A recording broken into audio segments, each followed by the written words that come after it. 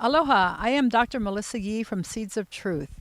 We're so privileged to have Dr. Ignacio Chapela here in the islands, and I heard that he actually was reluctant to come back here. So I'd just like to get a little bit deeper into that story of why he would be so unwilling to come to a place like this, which so many spend our lifetime and save our money to come visit even for a couple of weeks. What was the reason you were so hesitant to return to this place?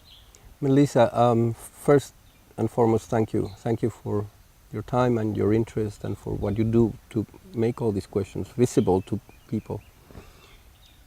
I think there are two places that I know of that I've made this decision to try and avoid.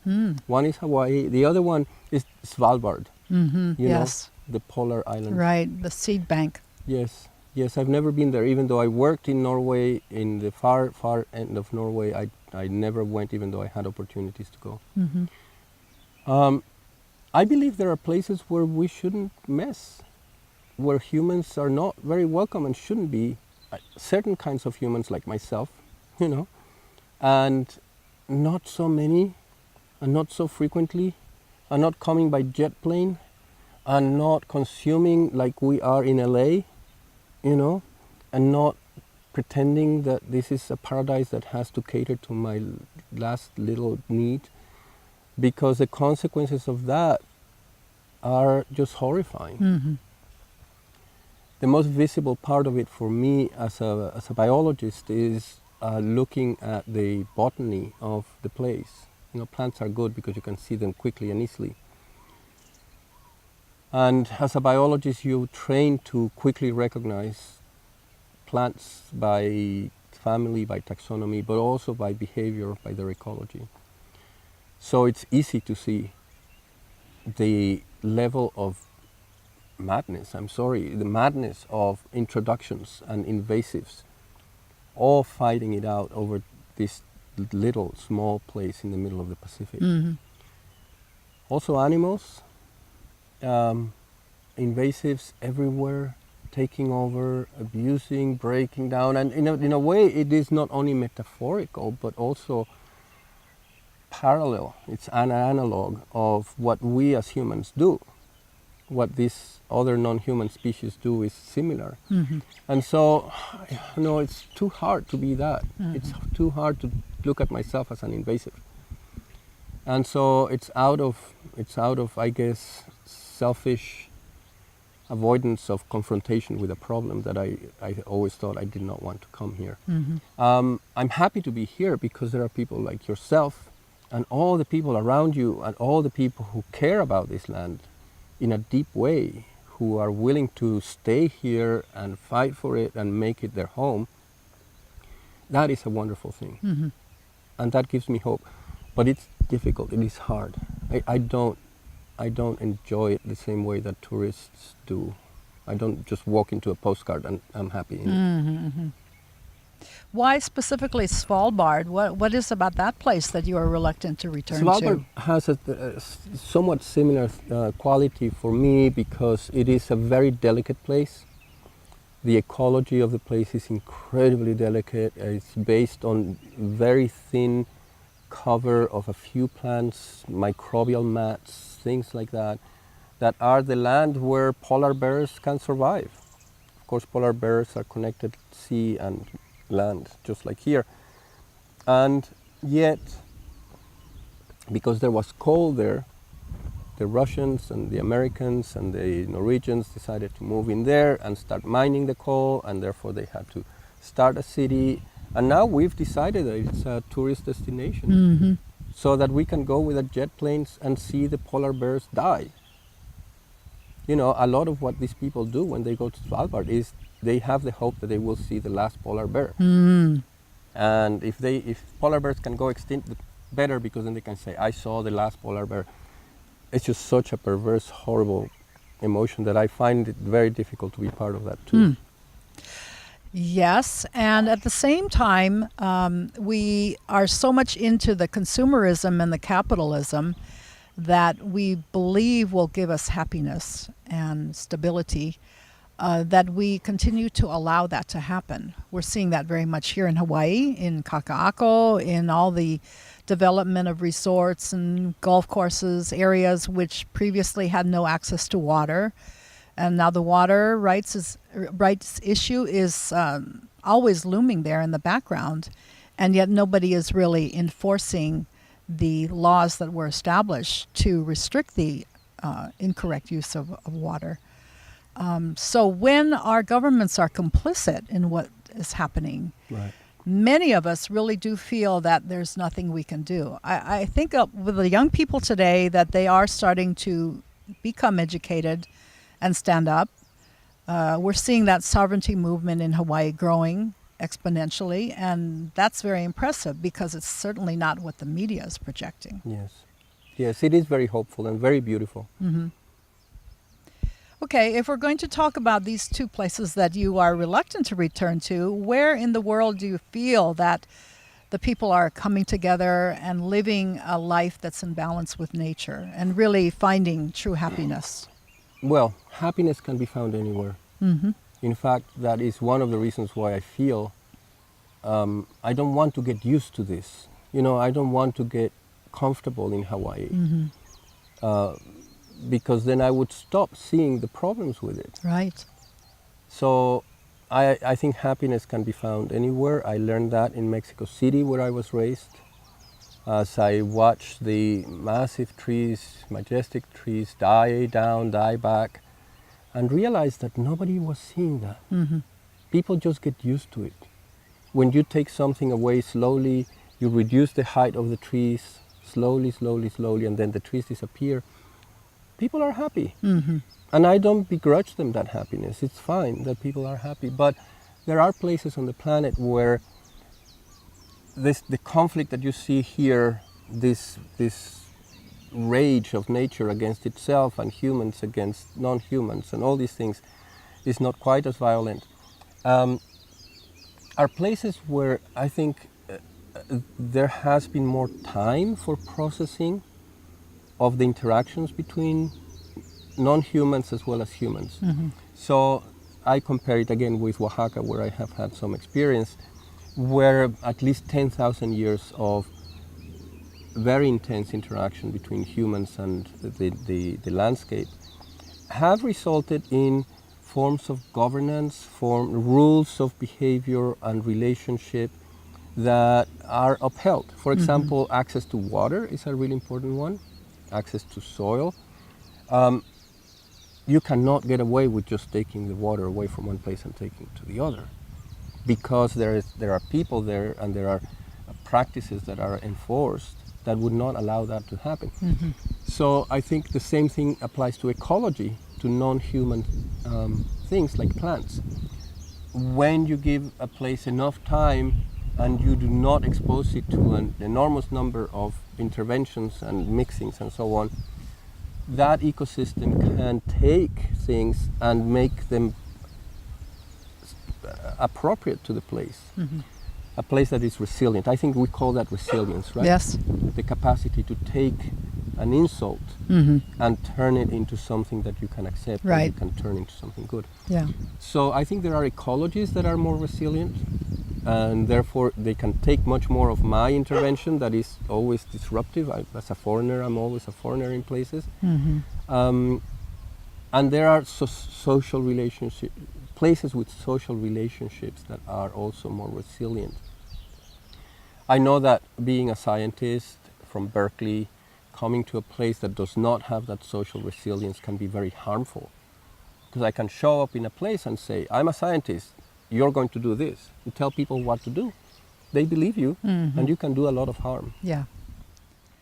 I think that's been the attitude and the approach to scientists who have come here, that we have deferred to them always, thinking that they were more intelligent, more capable, more trained, and therefore what they were offering was going to be for the benefit of our community or our society. Yeah, that's such a terrible misconception. It is. It is a terrible misconception because it makes the scientist not into a scientist but into a priest. Mm-hmm.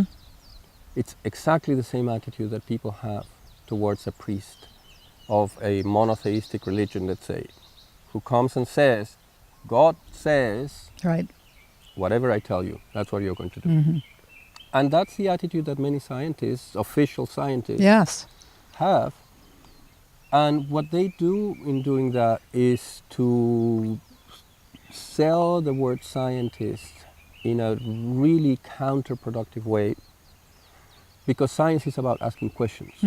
Science is about collectively understanding, developing understanding by asking questions. I think there's that specific thing about questioning that distinguishes science from other ways of knowing, right?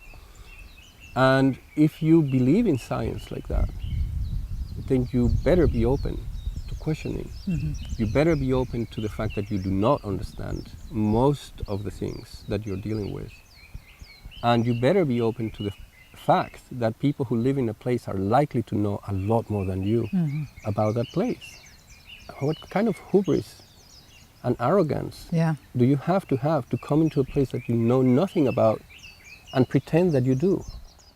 Unfortunately, I think Hawaii has been a target of that intention. As we saw in the 1990s when GMO came to Hawaii. But now I'm so happy to see that among my patients, among people I speak with, that they are aware that food is really the key to good health. And so even though it may be something that is the last on earth that would ever be genetically modified, they are more conscious about looking in farmers markets for locally grown foods, hopefully organic, and also buying products that have a non-GMO label or an organic label on it. So although their understanding is limited, at least they are beginning to accept that they do have to be more aware of what they're putting into their bodies. Yeah, I think you're completely right. And I think you can extend that to even the scientific community. I think more and more scientists who call themselves scientists, who 10, 15, 20 years ago were preaching the GMO, the preaching of GMOs, are realizing that they were wrong, and they are actually coming around. More and more you see groups of scientists, even societies of scientists, who are saying, we were wrong. Yeah. And that's really hopeful. It's really good to see. They may not openly say that they were wrong, but they will try to move the issue into another direction. Exactly. And so I just wanted to ask you a little bit about this gene editing, which we've been hearing more and more about, that is going to be the promise where the GMOs failed. Yeah. Could you explain what is CRISPR? What is gene editing? Yes, of course I can. I also want to say, before I do that there's something good to be said about the current political situation in the US especially, because people finally have come to a place where they can doubt. I agree. When they can say, oh, there's a person in position of power who is promising this, who's saying that, but I know that to be wrong, or to be, I doubt it. And also people have recognized that their credulity, the fact that they believe something is worth money in someone's bank account. You know, the whole dynamic with Facebook and that kind of thing. Believing something is valuable for someone else. So people, I think, have become a little more aware of their credulity as a commodity. And so I call it the credulity industry. People are jockeying for position, for gaining credibility or credulity from the public, because they can translate that into dollars, into their bank account. I say this in advance because the CRISPR-Cas9 story is very much a story of credulity and the development of this credulity industry. It is another promise. It is another way for a failing industry to pull itself out of the ashes like the phoenix, and all those things that we say, and gain again credibility for more money, more time. Give us more money, give us more time, and we'll solve whatever you want on the dotted line, right? Hunger, disease, death, and then all the different forms of bad things, supposedly. CRISPR-Cas9 is a technique that was developed by borrowing from viruses and bacteria their immune system. It's beautiful. It's a beautiful story of discovery that goes back to the 1970s. So the discovery of these enzymes and all these processes goes back that long. Bacteria and viruses have, or bacteria especially, have this capacity to grab a little piece of a virus that attacks them and store it away, and then use it after. When this virus is presented again to them, they can identify it, recognize it, and break it up, chop it up. Yes. So this capacity, which is something that bacteria evolved over billions of years, is now being proposed and being used to target not the virus that was attacking a bacterium, but another piece of DNA, let's say in your genome or the genome of a bird or whatever DNA genome you can find. So the idea is, if you can make this system that comes from the bacterium recognize a piece of DNA in my genome, then you can cut my genome right there. So it makes for a very nice way of cutting the genome in a specific place. Next step is that you can attach to that another piece of DNA that you can splice into that cut. So if you wanted to insert a piece of DNA from a fish in a corn, then you can have transgenic corn or GMO corn using this little tool for cutting. Now, moving DNA from fish to corn is what GMO 1.0 was doing. That's right. CRISPR-Cas9 does nothing different because it's still the same concept of moving fish DNA into the corn plant. That is what transgenesis is. That's my definition of GMOs. They want to call it gene editing. I believe they want to call it that so that you don't identify it as GMO, so that you give them more time, more money, and wait to see if their promises will come true. They'll come and give you a very good song and dance. They're very good. The theatrics are great. The media covers this as if it was the next trip to the moon. In fact, they talk about it that way. But the reality is that it's GMOs again, trying to sell as if it was something new what has been a failure for 40 years. Right. So there's nothing new under the sun, really. The big difference now is that with CRISPR-Cas9 is that this capacity to cut becomes very accessible. So it makes it possible for many different people to be doing this, to be playing with it. There's a guy in the San Francisco Bay Area who's selling kits to do this for $150. So anyone really can do it, and people are doing it. So what purpose would people be doing it personally? That is exactly the question. Who has the right? You know, we come back to the questions we were talking about before, all the questions that have this who in them. Who has the right to take whose DNA and cut into it? Who has the right to take someone else's DNA and stick it into there? And then they're going to come out and say they want to patent that? And then who knows what this new organism is going to do once you drain it, you throw it down the drain, because that's what's going to happen most of the times. A lot of these things are not going to show any fantastic properties. So people in their backyard, they'll just dump it into the soil. And that is a very important problem with GMOs. GMOs are alive.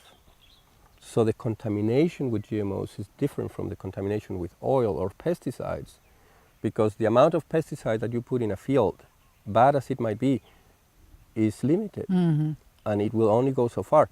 With GMOs, what you have is the reproductive capacity of the organism. So all these misfits and weird combinations that people will be producing out of ignorance or, I don't know, trying to just play with it. Well-intentioned people maybe trying to make their children feel like they're scientists because they're doing this. All these misfit life forms are going to come out, and sooner or later they will find their way into the soils, the water, the environment, our bodies, our health, and so on. So it is a serious problem in that way, that it makes this a lot more accessible, but it is not at all anything particularly new in the sense that they're selling it as if this was really going to solve all the problems. I must note, the fact that they're saying we need CRISPR-Cas9 now because the previous techniques were wrong is admission of how wrong they were up to now, if you see what I'm saying. Yes. Up to now, when we said, you know, you're wrong when you're saying that. It's not true that this is going to work like that. We're going to have this problem. They always said, oh, you naysayers, you don't know what you're talking about. Now they're accepting it, admitting it themselves. Okay, so we understand that there's great risk there, and it's truly not any different from what we experienced for the last 30 years with the GMO promises. Right. How about what's happening with the climate? Well, what do you have to comment about that? I think that's a very different kind of question that I'm not really qualified to talk much more than you or anyone else might be. As a human being, I think I am qualified to talk about it, right? Yeah. But not as because I have any particular knowledge. No. But the fact that we're witnessing this happening on a daily basis, the temperatures are rising, the weather is unpredictable, that's definitely affecting the food that's available to us, taking away our houses and our homes and our security. It's a very unstable time at the same time that it's very exciting because there's potential for greatness to happen. Yeah. What would you say about how the climate is unfolding, and where do you think that's going to take us? Again, I'm just going to say my personal Please do. understanding and feelings. First of all, I think it's happening, like anything is happening. It's happening fast. So talking about rates, like we were saying before, there are situations that are more resilient because they have the capacity to accept and incorporate change, because the change comes slowly at a slower rate and it has that capacity to have time to deal with it. So more important than how hot it's going to be is the rate at which it's changing. I think that is the important question. Because we don't know that anything has that capacity to become adapted. You know, we are seeing that at mountaintops and so on. You know the stories. So it is changing too fast. It is changing too fast for our own good because we're not good with change either. We don't like to move our towns and cities too much. I think our ancestors probably did. They were much more nomadic than we are. But we currently are not. So we might have to change our habits and practices. We cannot live in really big habitation centers, I think. But in general, I find the discussion misguided because I believe that from the moment that we made this a discussion about CO2, we missed the opportunity to talk about real problems. CO2 is a commodifiable currency that cannot be pointed to a source. You cannot make any specific person or organization responsible for the CO2 in the atmosphere. And that's a brilliant move to cover up for everybody. Right. And let everybody... So somebody can profit from it. Yeah, exactly. And people are profiting from it, right? So I feel that when we were derailed, or I think driven into the conversation about CO2, in order precisely to stop us from talking about the things that we should be talking about, which are our relationships, which are the development of resilient ecosystems like the one we're sitting in right now because it has diversity. When this becomes drier or hotter or colder, there will be crops here, there will be plants here that will be more able to deal with it, and people who live here will be able to move with those ecosystems forward. Instead of putting all our eggs in the one basket of industry, large transnational industry, a lot of the discussion right now is very much telling people, shut up and do as we tell you. Yeah. Yes, that's the human climate that we're witnessing, and that's unfortunate because we are being thwarted at every corner from expressing our true concerns. So, as a teacher at UC Berkeley, what do you share with your students as far as what there is for them to look forward to? How can they contribute to make a better world that they're going to grow up into? You and I will be long gone, Yeah. and they will have to continue. So, what is your advice to them? What are your words of wisdom for these young people? Yeah. This is really what keeps me awake at night, this question. Mm. What do I have to tell a young person? And is there anything that we can say? Yeah. I was told by my students once in a big classroom where I used to do the thing that many teachers do, which is towards the end of the semester you give a lecture in which you say, and the future is in your hands, it's up to you. And once I did that, and a student stood up and she said, I'm tired of you old people telling that. What are you doing? Yeah. So I think it's really important for me to honor that. I never say that again, and I really try to own it, even though I agree with you, will be gone soon, and it's going to be them and their descendants who will be dealing with the situation. On the other hand, I try to share with them my experience, which includes catastrophe. Catastrophe, if you think, I spend time with them thinking about the words we use to talk about this change. Disaster, the misalignment of the stars, so the realignment of the stars. Catastrophe, which from the Greek means the closing of one chapter, the opening of the next, right? That's a good way to see it. Apocalypse, Yes. which means the lifting of the veil. And this is the one I find most useful to talk about with them. That is, we are living in times when, apocalypse is here. It already started 20 years ago. This is what I tell them. I'm not going to tell them, if you keep doing this, something really bad is going to happen. Something really bad has already happened. Yes. In my we're lifetime. living in it, right? And we're living in it. So stop worrying about it that way, because it's already years behind us. Yeah. So now we're in apocalypse. But the powerful thing for me about the word apocalypse is that it means the lifting of the veil, the opening of your eyes to the reality of a changing world, and to the reality of our impermanence, our incredibly lucky and evanescent moment that we represent. No matter how long you take humanity, oh my gosh, 2 million years. 2 million years of humanity is not very long. And we are not going to be long anyway, no matter what we do. So this realization of the evanescence, the delicacy of the moment and the possibility that we would be living in it is just so powerful.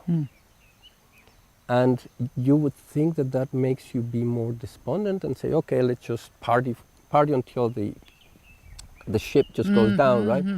But I think it's the opposite. What I see in myself, but I also see it in the young people, is that it gives them, first of all, it gives them empowerment, that they can stop being frozen by panic about what's coming in the future. Yeah. Stop worrying about that. What's happening now is already important. Terrible, tragic, but also incredibly beautiful and powerful. And you have only this time. Yes. Right? You have only this time, so it empowers them and it makes them actually much more active than before. I think the way they are handled by the media, by TVs, by screens, is to be frozen in panic. And this move, I find, helps them become real and say, okay, I need to live now. Yeah. And I am part of whatever this new chapter will be. Whatever I do now is going to move the whole trajectory of the planet into that direction that I like, that I love, that I wish, rather than this other one that I don't like. Yeah. As simple as that. So basically what you're saying is that for all of us, you and me and the youth in front of us, that they are to live more in the moment with greater responsibility and also reflection about what has come before, why we are here now, and what is there to look forward to, and be a part of that individual's personal movement to really contribute the best we can at every moment. Yes. Be part of a trajectory. Mm-hmm. To understand yourself as a very temporary, very evanescent moment in a Right. long trajectory Right. in which you do get to put your shoulder onto the rock, if you want. Mm-hmm. Push in the direction that you wish to see that going. But that's all. Yeah. And if the trajectory goes in that direction, it's because you and others are acting and actually being honestly alive Mm-hmm. in that direction. Yes. And so, again, the resilience to be able to adapt to that situation, being prepared for the crises, for the catastrophes, come what may, and being able to stand up again after they've passed to create a new world Absolutely. at every moment. Absolutely. Yeah. I have been extremely moved by all the words you have shared with us today, and I think both of you and I have earned our white hairs. You know, we've been through a lot in our lives, and we really feel that we've done our small part, and we would like to leave it to the other children and youth of the world to be able to carry on that tradition, but know that we contributed in a very positive way, best we could. Thank you, Melissa. Yes, thank you so much for being here today, and I really want to thank the audience for listening in, and I hope that you can all reflect, as Dr. Chapela has, on his purpose in life and being able to truly live in the moment with great gratitude and appreciation for all that comes. Thank you. Mahalo. Thank you very much, and aloha to all of you. All the best. Thank you.